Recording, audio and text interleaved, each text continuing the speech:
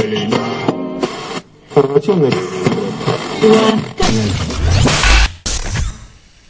guys, Zach Arthur from Shaith Records here, and we're in my garage.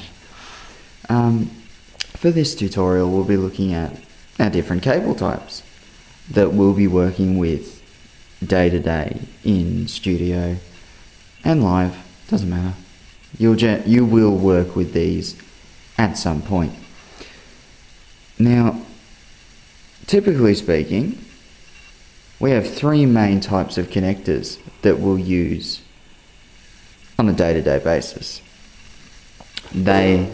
Four. So, here, if we have a look here, we have what's called our TS connector. You most commonly know them as a guitar lead. Now, these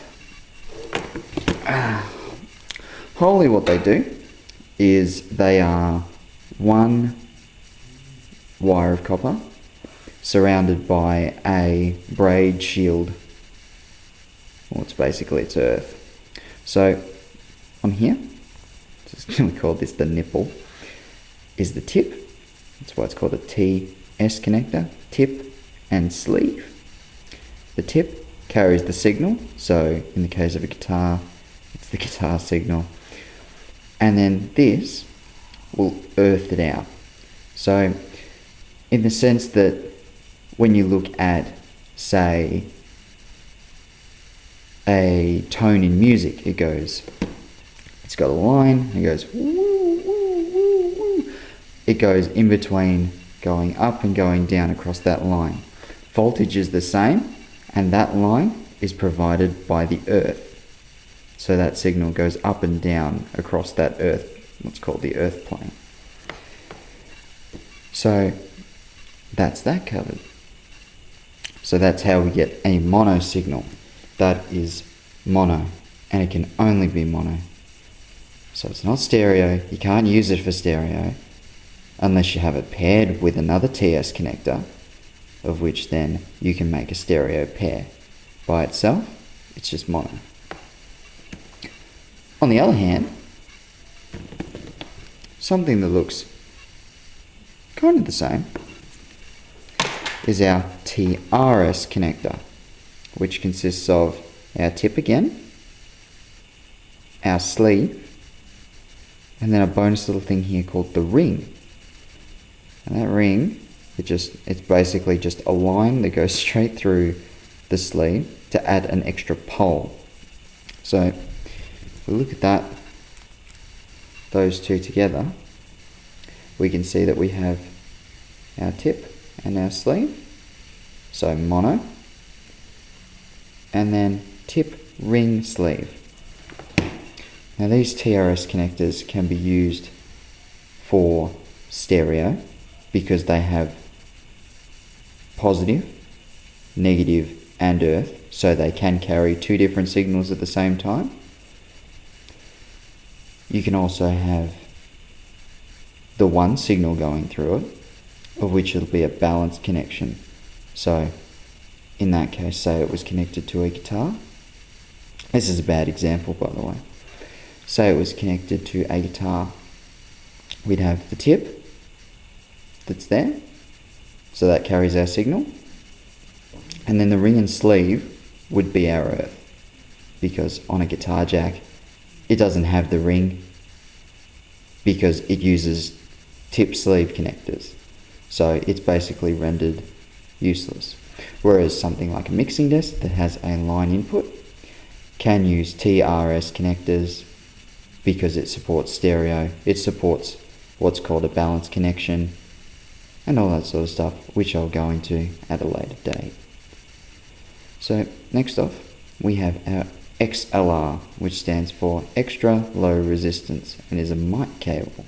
What I reckon's funny is this room is actually a really good representation of reverb, which I will go into in a later date.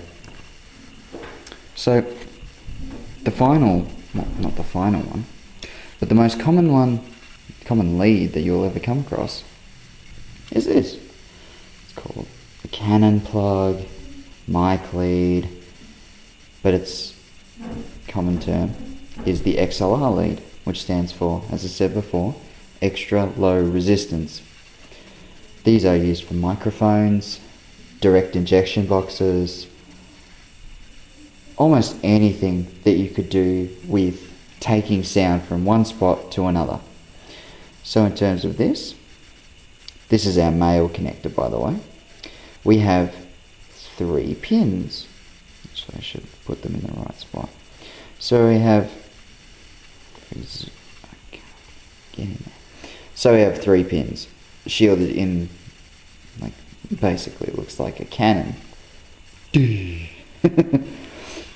So when we plug this in, that plugs into our desk, and then the other side, which is the female connector,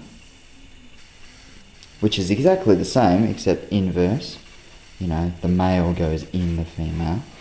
So sexist. Anyways, so back to our 3 pins. We label these pins 1 on the left, 2 on the right, and 3 on the bottom. Now this is relatively important for trying to map out if you're building your own cables, for example. Pin 1 is the earth. It's always the earth. No matter what you're doing, like whether it's an old cable or new cable, it will always be the earth. So if you're trying to earth out your signal, like you've got this massive hum in it, which we'll be discussing in ins and outs and why doesn't my shit work, basically we'll go through all that sort of stuff. But then it's a balanced lead, so your signal will be carried in pin 2. So that's in terms of your microphone signal will be coming in pin 2, which is the one on the right.